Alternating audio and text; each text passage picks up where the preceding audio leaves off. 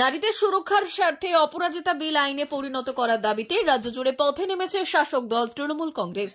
আর এই ইস্যুকে সামনে রেখে রবিবার মেদিনীপুর শহরের গান্ধী মূর্তির পাদদেশে ধর্ণা ও অবস্থান বিক্ষোভ কর্মসূচি করল মেদিনীপুর শহর তৃণমূল কংগ্রেস ও মেদিনীপুর মহিলা তৃণমূল কংগ্রেস।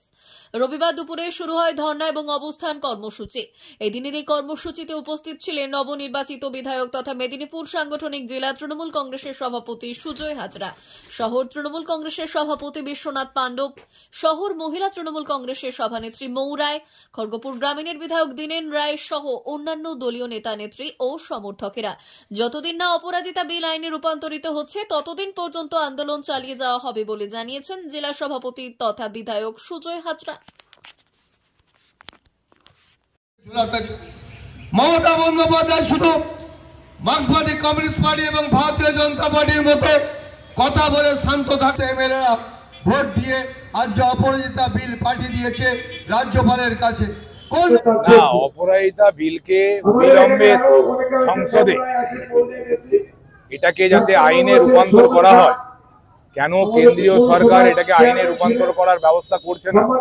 কারণ অনেক আজ থেকে 3 মাস আগে পশ্চিমবঙ্গ সরকার বিধানসভায় বিল পাস করে রাজ্যপালের সই করে অলরেডি এটাকে কেন্দ্রে পাঠিয়ে দিয়েছে।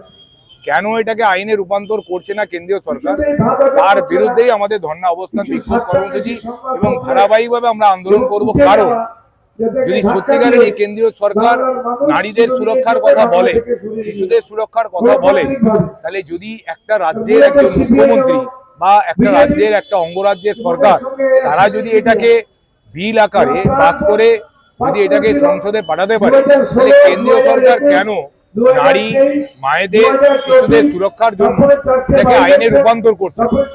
ফলে আমরা বুঝতে পেরেছি যে কেন্দ্রের বিজেপি সরকার আইনে রূপান্তর করতে পারবে না, কারণ এই দলটাতে বেশিরভাগ যারা বিধায়ক আছেন, এমপি আছেন, তাদের একটা বড় অংশ বিভিন্ন ফৌজদারি মামলায় তাদের নাম আছে এবং তার মধ্যে অনেকেরই নাম যুক্ত আছে মহিলা নির্যাতন কেসে, শিশু নির্যাতন কেসে। ফলে কেন্দ্রীয় সরকার বাংলায় এসে আরজি করের প্রসঙ্গ তুলে মিথ্যাচার করে অপরাজিতা বিলকে আইনে রূপান্তর করছে না, এটা তার একটা বড় প্রমাণ।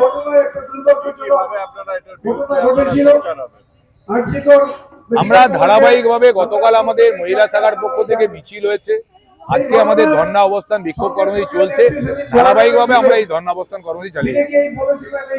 P99 hotel and restaurant, Narayangarh bypass, পশ্চিম মেদিনীপুর। আমাদের এখানে সকাল, দুপুর ও রাত্রিকালীন আহারের সুব্যবস্থা রয়েছে। সকালের টিফিনে পাবেন স্ন্যাক্স, পরোটা, আলুর paratha, bread omelette, bread toast, dosa, idli, sambar vada সহ অন্যান্য আইটেম। দুপুরের খাবারে পাবেন ভেজ ও নন ভেজ আইটেম, লাউ চিংড়ি, চিংড়ি মালাইকারি ও ইলিশের নানান পদ, ভাত, খাসি ও মুরগির মাংস। রাতের খাবারে থাকছে একাধিক ইন্ডিয়ান ও নন ইন্ডিয়ান সুস্বাদু ও সুস্বাস্থ্যকর খাবার। সুলভ মূল্যে ও পরিচ্ছন্ন খাবারের একটাই ঠিকানা, P99 hotel and restaurant, Narayangarh bypass, Narayangarh, পশ্চিম মেদিনীপুর। বিশেষ দ্রষ্টব্য, আমাদের এখানে সকল অনুষ্ঠানে খাবারের অর্ডার নেওয়া হয়। মা বাসন্তী হোটেল অ্যান্ড রেস্টুরেন্ট, উত্তাপন, নারায়ণগড়, পশ্চিম মেদিনীপুর। আমাদের এখানে সকাল, দুপুর ও রাত্রিকালীন আহারের সুব্যবস্থা রয়েছে। সকালের টিফিনে পাবেন স্ন্যাক্স, পরোটা, আলুর পরোটা, মিক্সড পরোটা, মুলি পরোটা। দুপুরে খাবারে পাবেন সবজি ভাত, খাসি ও মুরগির মাংস, ইলিশ মাছের ভাপা, ভেটকির তেল ঝাল, চিংড়ির মালাইকারি, কাতলা মাছের ভাপা, এছাড়াও মশালা কোল্ড ড্রিঙ্কস, আইসক্রিম। রাতের খাবারে পেয়ে যাবেন তাওয়া রুটি, তন্দুরি রুটি, তড়কা, চিকেন তন্দুরি, চানা মশালা, চিকেন বাটার মশালা প্রভৃতি। সুলভ মূল্যে পরিচ্ছন্ন খাবারের একটাই ঠিকানা, মা বাসন্তী হোটেল অ্যান্ড রেস্টুরেন্ট, উত্তাপন, নারায়ণগড়, পশ্চিম মেদিনীপুর। বিশেষ দ্রষ্টব্য, আমাদের এখানে সকল অনুষ্ঠানের খাবারের অর্ডার নেওয়া হয়। এখানে পেয়ে যাবেন মা বাসন্তী মিষ্টান্ন ভান্ডার থেকে বিভিন্ন মিষ্টি। অনুষ্ঠানের জন্য মিষ্টি পাওয়া যায়। এছাড়াও কেক, নামি দামি কোম্পানির চকলেট পেতে চলে আসুন আমাদের দোকানে। প্রোপাইটার ঝন্টু গিরি। যোগাযোগ 9732543245।